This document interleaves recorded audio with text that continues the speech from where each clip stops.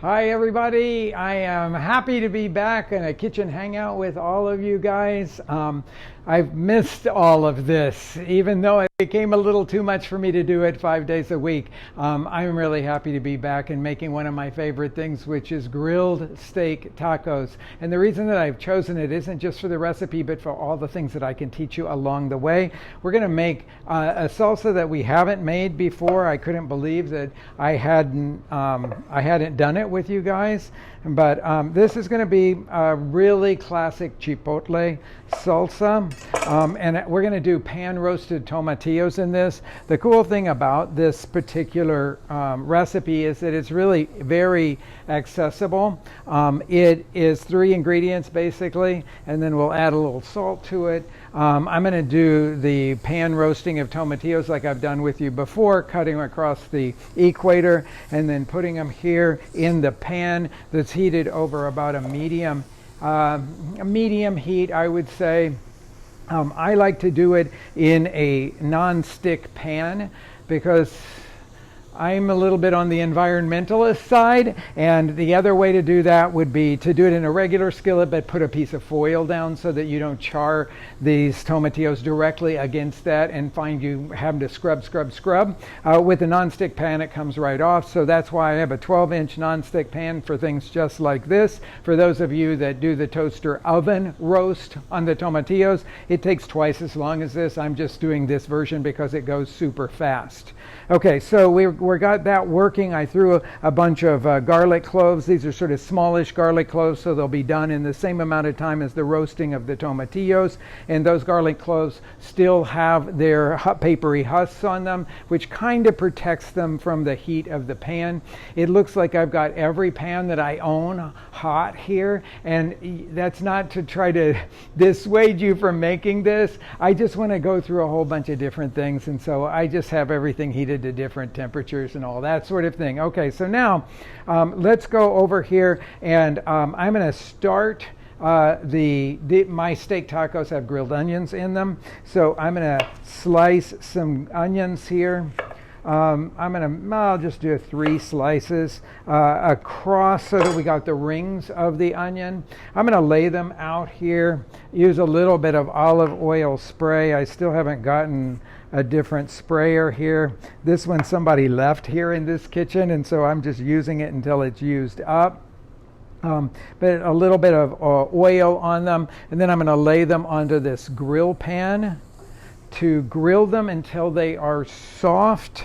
I'm going to make sure I got oil on all sides of them. Now, I'm one of the cooks that likes to add salt as we're going along, so I'm going to add some salt to these onions here. And now let's go back to the main attraction, and that would be skirt steak is one that I'm using. Now you have a lot of different options here for the steak tacos.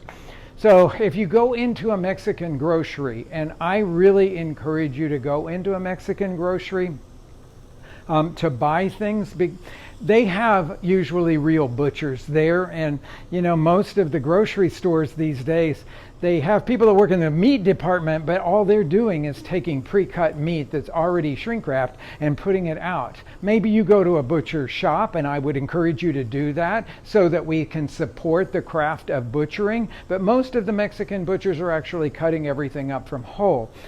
Usually, unless there's a barrier with language there, they'll be able to explain to you a lot about what is there.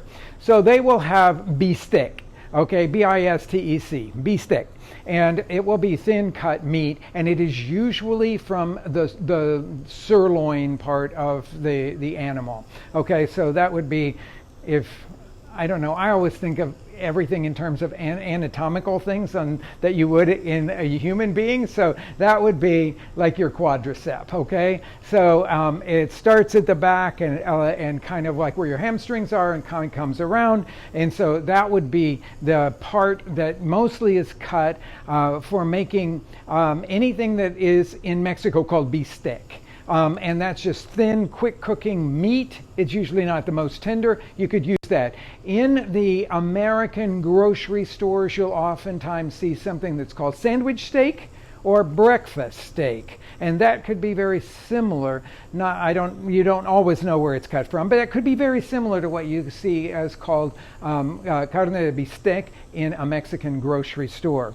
Now, if you want to like up your game a little bit, then you're going to go to skirt steak. It's more beefy tasting than anything cut from the sirloin area, and that's one of the things that we really love about it. So what I have here is the outer skirt steak. There's two skirt steaks of inner and 2 skirt steaks of outer on every animal. When you look at how much you pay for this stuff, and it's as expensive as, like, say, ribeye a lot of times now, you know it's because it's scarce, and we love the flavor of it, and we love the texture of it because it has an open grain to it. We'll talk more about that in just a minute. So if you choose the outer skirt steak, that's the premier one. That's the one that's going to be fat, and it's going to be really, really delicious. Then you're going to get the inner skirt steak, which is less desirable because it's a little tougher, but it still has good flavor. And most of the time in the Mexican grocery store, you will find the inner skirt steak sold butterflied because it's even fatter than the outer skirt steak is. This is coming really close here, and I'm just going to show you what we have here. But you can see the thickness of this. It's about 1/2 inch or so, and that is the typical thickness of an outer skirt steak. This one's a little thinner on this portion of it. And when you buy it, it will most likely be cleaned just like this. But if you bought one that was not cleaned, it would have a sheath on the outside of it that you have to pull off. I'm only saying that just because when we get them in our restaurant, they come with the sheath still on them because we're buying commercially. And we want to make sure to take that off because that's super tough. You would never want to have that on there. But you will likely be buying retail, and so you're going to want to just take it home and cut it up. Okay, so let's look at what we've got going here. We've got some nice roasting going on these tomatillos. Not too dark yet. I'll let them roast a little bit more on the other side here. In fact, it's cooler on that side, so I'm going to move these guys over and to make sure that I get some more color. I want them not only to be cooked, but I want them to add that sort of toasty, roasty flavor to them. And we won't get that if they all look just like these really light ones over here. I want at least this much color, but I actually prefer them to look a little bit more like that. Let's go in here now and look at these, the garlic. It's probably roasted enough on one side. I'm dealing with a lot of heat over here coming up between these pans, so I have to kind of pull my arm away. But I'm going to just flip these guys over a little bit here so that I can roast them on the other side. I think that one needs to go. Okay. So now we've got everything working here. This is looking good. Let's go talk about the marinade for this. Now, marinades in Mexico are not really, when you're talking about like street tacos and stuff like that, you don't marinate a whole lot. And I'm going to show you the easiest and one of my absolute favorite marinades. And I alluded to this in another one of our kitchen hangouts. It's just to take a whole can of Chipotle chilies in adobo, the kind that you could buy in most grocery stores these days, thank goodness. And also, you can certainly find them in every Mexican grocery store. It's the dried Chipotle chili that has been reconstituted in a vinegary tomato sauce. And they have a little pop top on them that are sometimes really easy to get off and sometimes not so easy to get off. And then I'm just going to dump these. They have all the flavorings in them. There's salt. There's a little bit of sweetness to them, vinegar and tomato sauce. So I'm just going to set those guys into the bottom of this. Now, this is a very large blender to do this with, but it comes with a pusher like this. So I'm going to see if I can make this work. I don't promise anything here, but I'm going to use this pusher, which goes down almost to the level of the blades and just keeps everything moving around. I'm going to turn up the speed. It's working. So this is a super flavorful, slightly spicy marinade because of these Chipotle chilies that are in here. But If this doesn't appeal to you, then my suggestion is to do something that's very simple. You know, a lot of people will use something like an Italian dressing. So it's basically a vinegar and oil with some herbs and salt in it. And that's a perfectly fine marinade to use. But in Mexico, they would typically, instead of vinegar, a lot of people would use lime juice. That's what I do when I do that kind. Way that I like to make that simple kind of a dressing like marinade is to simply combine roasted garlic, just like I'm doing here, roasted garlic, lime juice, oil, and Mexican oregano, salt and pepper, and just blend that up until it's smooth. And then just let it sit. Now, I know a lot of people say, oh, the longer you leave things in the marinade, the better it is. Not true for this at all. You're talking a topical marinade here. That's all we're doing is just flavoring the exterior of it. If you put those vinegary or limey marinades, remember I told you this has vinegar in it? If you put that onto this steak and let it sit overnight, you'll cook the steak and it'll have no red left in it, because all of that vinegar will kind of cure the meat and the salt in here as well, and it will take away all of that beautiful color. So we're going to consider this to be just like a topical marinade. I'm going to pour, I took the top off and I started a little bit of a cough there just from the heat that's coming out of it. I'm going to use this twice. I'm going to take out a little bit. This is a good thing if you're going to do something with a marinade like this, that you work with your marinade that you're going to brush onto the raw meat as separate, so that you're not taking raw meat juices and putting it in the marinade, then putting the leftover marinade in your refrigerator, and it could go bad. It could be contaminated in several different ways. So I'm using a brush here. You've noticed that I don't have very many utensils when I'm working with you guys. But a brush is one of my standard pieces of equipment here, and I am working on a flexible cutting board that I can wash really easily. So I'm just going to put this puree of Chipotle chilies with all of its flavorings on one side, and then we'll flip it over to the other side and then do the same thing over there. A topical marinade, we just want the flavor on the exterior of this meat. Now, if I was going to do that sort of more salad dressing kind of vinaigrette thing, I would probably put these into a flat dish, pour that over, make sure I got some on the top and the bottom, and then let it sit for about 15 or 20 minutes, because it's a waterier marinade than this. But this one has got so much consistency to it that I can just do that. Now, I'm of the school that you oil your meat, not your grill grates.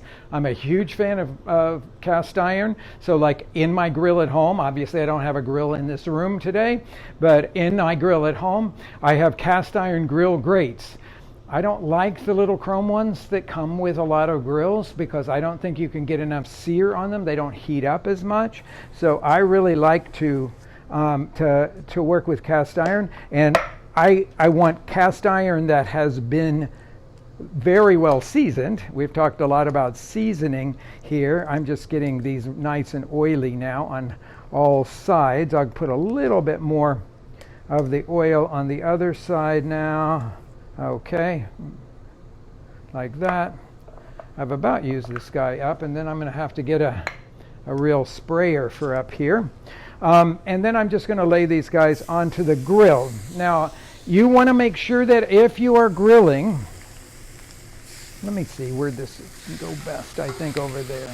If you are grilling outside with charcoal or gas, heat the grill thoroughly so that your grill grates are really hot. Then I say oil the food, not the grates. You can get oil buildup on the grates that will be a little difficult to deal with. It's hard to scrub it off, and then you've lost all of your seasonings. So I say oil the food and then just put it, but oil it nicely. Our grill cooks in our restaurant always oil the food. They're always oiling the food. Okay, now let's talk about making this salsa.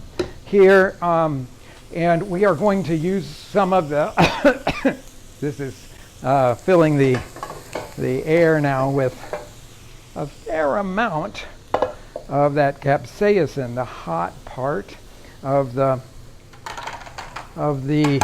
chile. Okay, so I'm gonna, so they've gotten nicely browned on the other side here, and I'm just going to, yeah, those are nicer. They got, after I moved them. So you can see all of this material that's still stuck onto the pan like that. A quick scrub and that'll come off. Yeah, now I'm really struggling. Every time I breathe really deeply, I'm getting the capsaicin from that meat. Now, I always say to everybody to be sure to, now we have other people that are coughing in this room too. Make sure to leave the meat on here till it will release itself from the grill. If you pull in here and it's really stuck fast, then leave it there until you can see it come up. Look at that. Beautiful stuff here. It's not as hot over there. So I don't have the same kind of grill marks because I have the thing over here this way a little bit. Okay, so let's finish up this salsa. I'm going to get rid of this pan now, and we'll take these out of the papery skins here. Now, the one thing that I will tell you, for those of you that, and I know a lot of you are real fans of the Vitamix blender, you can actually leave, if you're going to make a smooth puree, you can just simply leave the papery husks on these things because it's such a high-speed blender that it will just put them all into little tiny bits that you won't notice at all. Most of you will probably want to peel off this papery skin. I always start by peeling from the base up. So I'm taking where the little root end is and breaking that off just like that. And then you can peel off the rest of all of that. We'll put that into the blender. And this is where I'm going to go back to some of the puree of chipotle. Now, in the recipe that I'm going to post in a little bit, it will just say to put some chipotles in here, but I have this puree already. So I'm going to put the equivalent of a couple of chipotles in here. That should not do it. And you always want to add to this, at least I do, some of that canning liquid. So we've already got that all working there.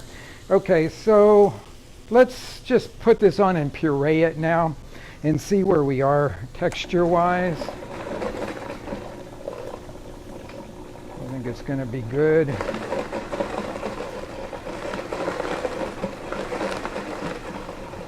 So you look at this salsa, and probably you're going to say, it looks like a tomato salsa because it's kind of reddish. It looks like a roasted tomato salsa.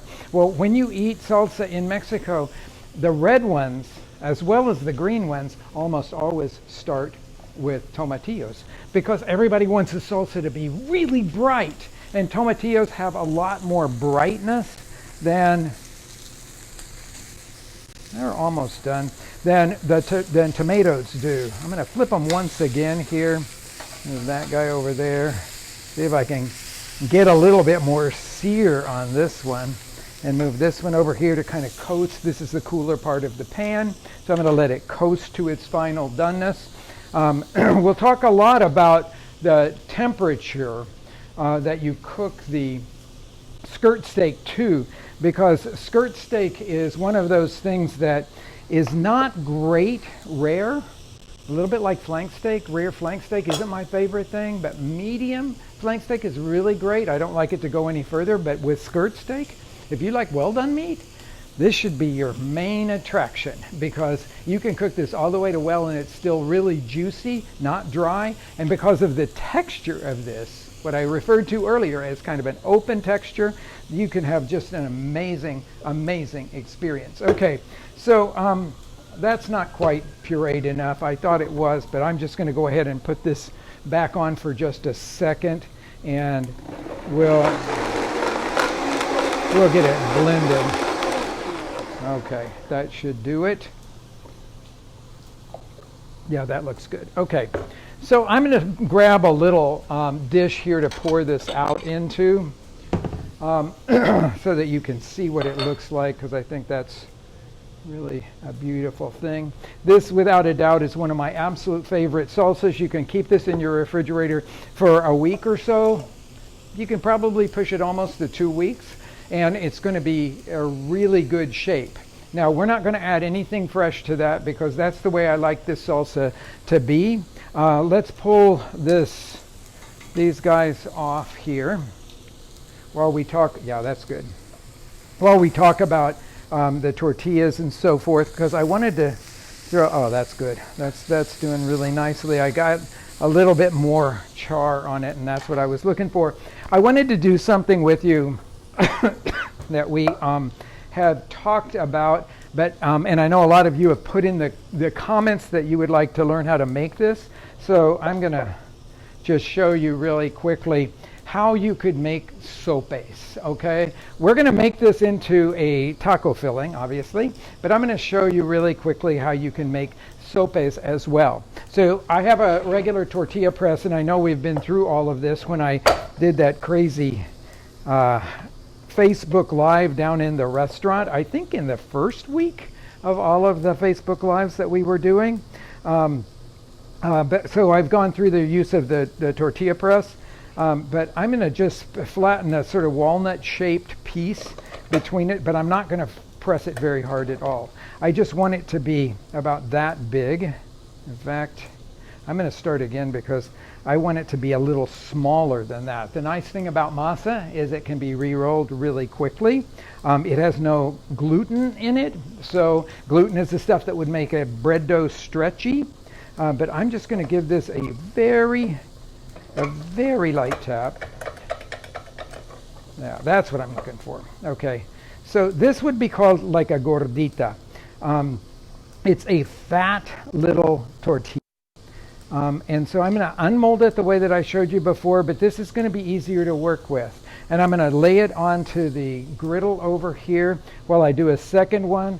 So come in close and I'll show you the what this one looks like. Okay, so we put the walnut size piece of dough. You know where I'm going to do it this way because I think it a little bit off-centered will make it a little bit more even. And since we're only making them about 2.5 inches across, very gentle thing there. Okay, so this is about 1/8 of an inch thick or so, and you can see that I can hold it into my hand and work on it just very easily here, and then lay it down. For those of you that didn't see when we did the tutorial with the making of tortillas, and you got to see a real maestra do it, then I will go through the just making of tortilla really fast.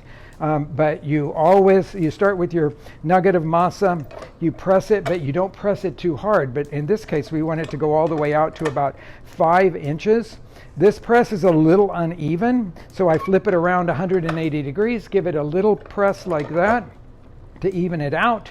Take the top sheet of plastic off, unmold the tortilla onto my hand like this, okay? So it's got to be level with that.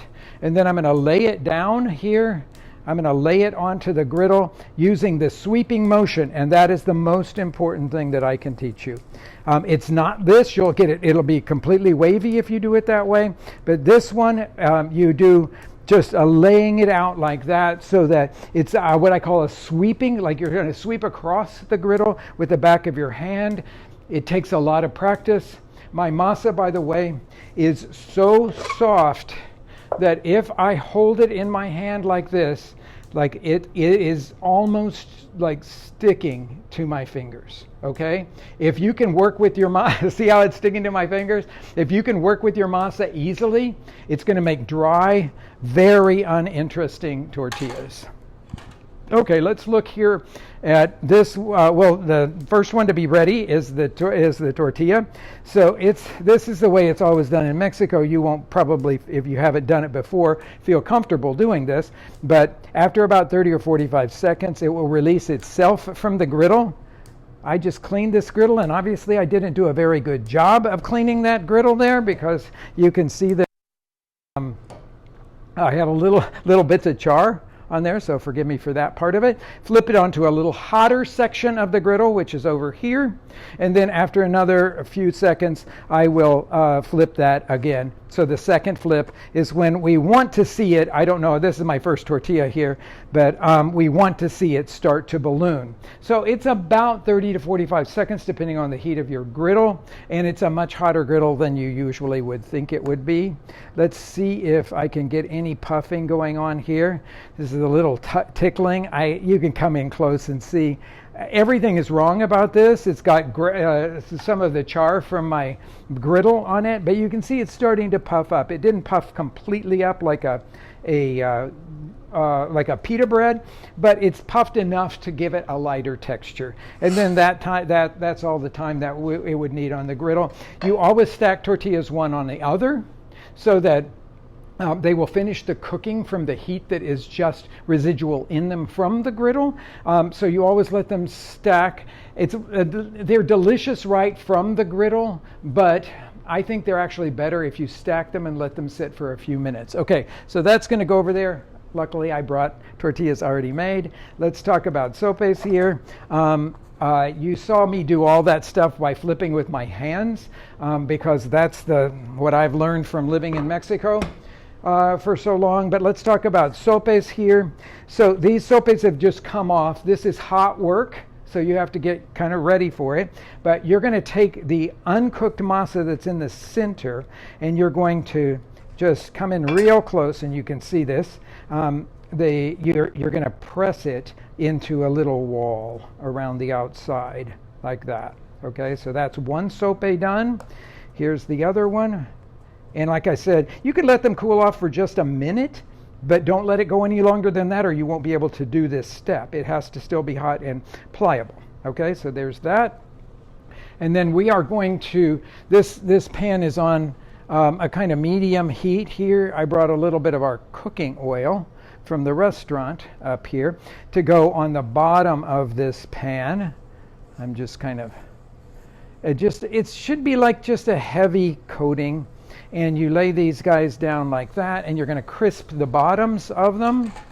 A lot of times the street vendors, this is more like street vendor kind of food, they'll take a little bit of the oil. I had some water on that.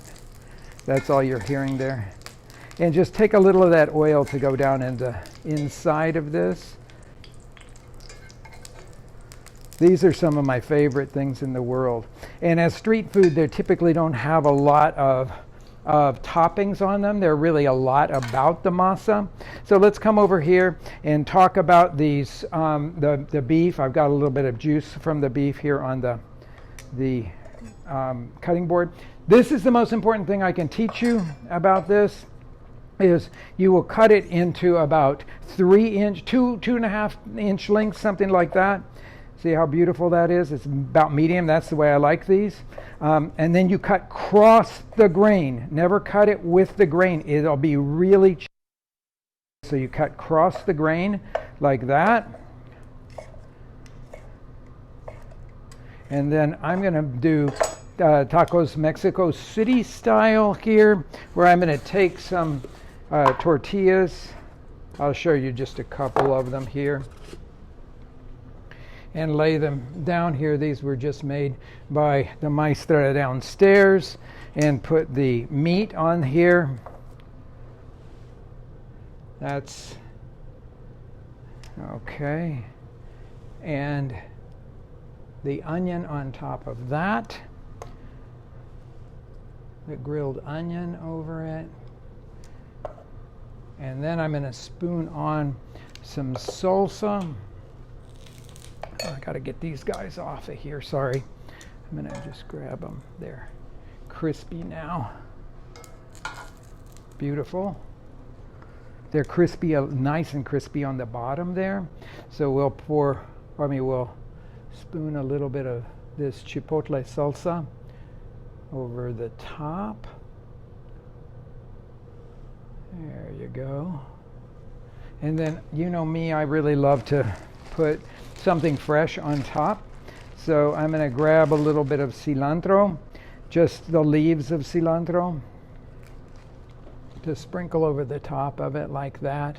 And then I'm going to finish these little sopes here with a little bit of onion. This is a good place now to talk about that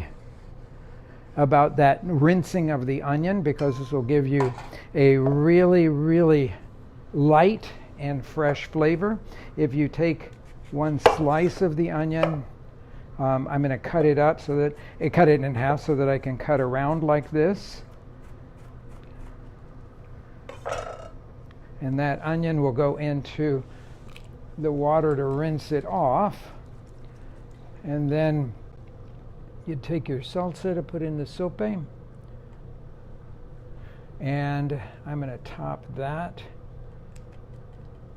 Now my mouth is really watering on these, with a little of our rinsed onion and a little bit of cilantro, which I am going to chop up just a little bit, just so that I have it'll be smaller and I'll get more of the cilantro in every bite. So I'll cut across that like that, a little bit wider chiffonade than I've done in the past, and put that over the top there. And you have some great, I think it's like street food. Oh, I missed something. I brought this beautiful cheese because that's another part of sopes.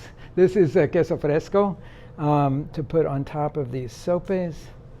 And there you have it, my favorite steak tacos with Chipotle roasted tomatillo salsa, grilled skirt steak, grilled onions, and very simple little street-style sopes with all the same ingredients except for not grilled onions, but fresh onions and no meat. But you could chop up some of that meat and put it on there too, and they would be absolutely delicious. I hope you try these things, and I will see you back in another week on Friday, 1 o'clock Central Time. Please, please, please put all of your requests in the comments.